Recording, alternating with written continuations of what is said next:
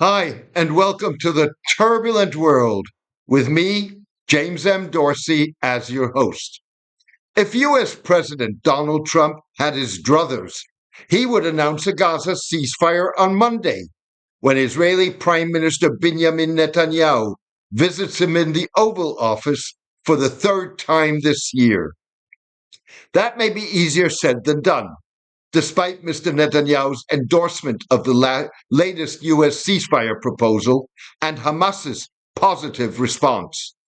Mr. Netanyahu and Hamas have responded positively to the proposal, even though it doesn't bridge the most significant issue dividing them: whether to end the war and on what terms.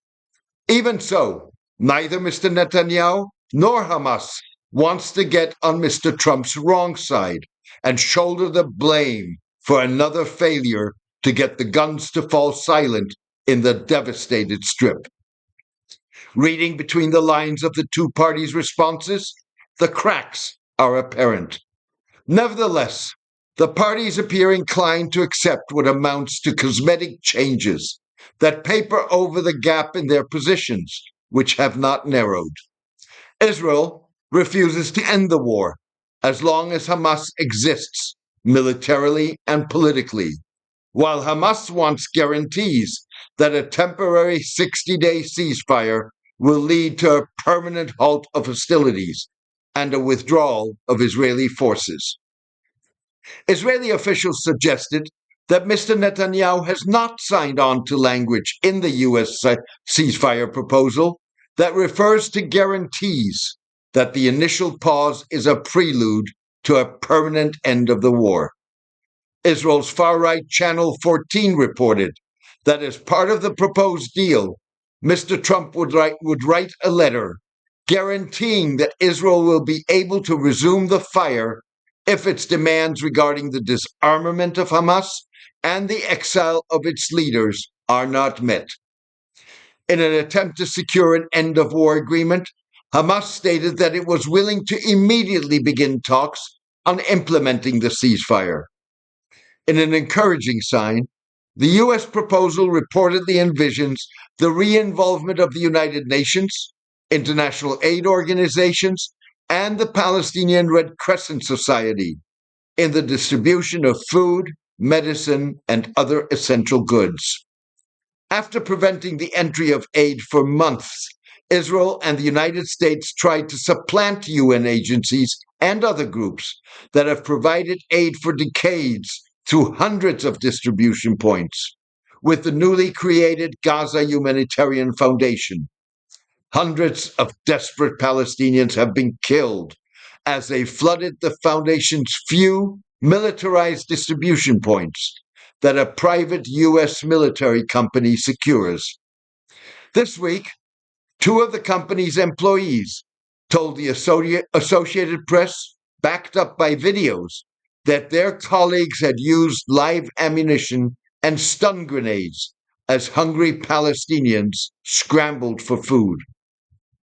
Beyond provisions for an increased flow of aid, few details of Hamas's positive response are known, including what amendments Hamas is seeking, what an initial withdrawal of Israeli forces would entail, and how many Palestinians incarcerated by Israel would be exchanged for Hamas-held hostages abducted during the group's October 7, 2023 attack on Israel. Of the 50 hostages remaining in Gaza, the proposal calls for the release during the ceasefire of 10 living hostages and 18 deceased.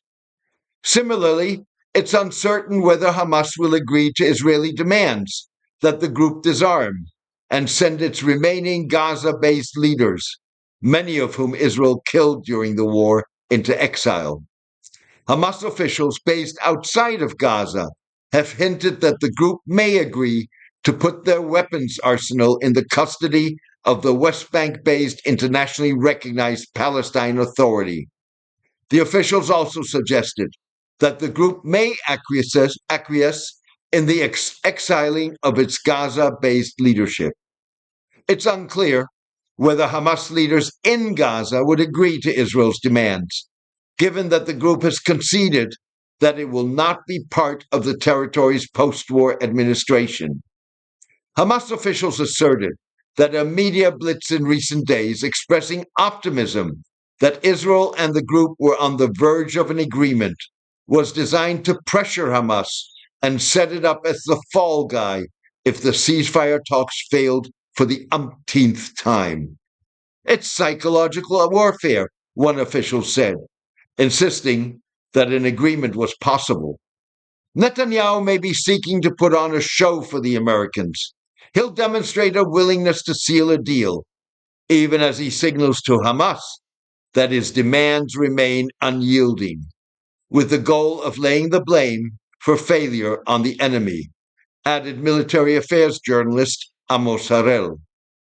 Ceasefire talks have so far faltered on the U.S., Qatari, and Egyptian mediators' inability to bridge the gap between Hamas's insistence on guarantees that a 60-day ceasefire would lead to a permanent silencing of the guns, and Mr. Netanyahu's refusal to commit to ending the war. There will not be a Hamas. There will not be a Hamastan. We're not going back to that. It's over. We will eliminate Hamas down to its very foundations, Mr. Netanyahu told an energy conference in advance of his departure for Washington.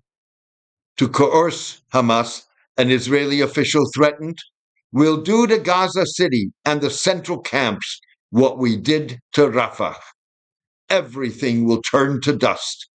It's not our preferred option, but if there's no movement towards a hostage deal, we won't have any other choice. The official's remarks put flesh on Mr. Trump's earlier warning on Truth Social, his social media site, that he hoped for the good of the Middle East that Hamas takes this deal, because it will not get better. It will only get worse. An Arabic language version of the U.S. proposal submitted to Hamas and obtained by DropSite reportedly reads, the United States and President Trump are committed to work to guarantee the continuation of the negotiations with goodwill until they reach a final agreement. Mr. Trump's commitment to work to guarantee falls short of an absolute guarantee. The question is whether Hamas would be willing to accept this, at this point, what is in effect a face-saving formula. Hamas will not have forgotten that Mr. Trump supported Israel when Mr. Netanyahu unilaterally violated an earlier ceasefire in March by resuming his military's assault on Gaza, because he refused to enter into negotiations on an end to the war as stipulated in the agreement. With that in mind, a Hamas official described the latest proposal as containing mainly rhetorical changes, but acknowledged that some of the amended language reflected Mr. Trump's desire to end the war. Even so, there are scenarios in which Israel and Hamas may reach an agreement in the absence of a meeting of the minds that bridges the gap between them. Mr. Trump could jump the gun during his meeting with Mr. Netanyahu by unilaterally announcing a ceasefire. In doing so, the president would put the prime minister and Hamas on the spot in the knowledge that neither wants to be seen as crossing him. During Mr. Netanyahu's last visit to Washington earlier this year, Mr. Trump publicly revealed his intention to Mr. Netanyahu to engage in nuclear talks with Iran, despite the prime minister's objections. The president also concluded a truce with Yemen's Iran-backed Houthi rebels that halted attacks on U.S. naval vessels and international shipping in Gulf waters, but did not prevent the group from targeting Israel. Some of the cautious optimism that a ceasefire may be within reach stems from Mr. Netanyahu's newfound willingness to engage in semantics and make minor concessions.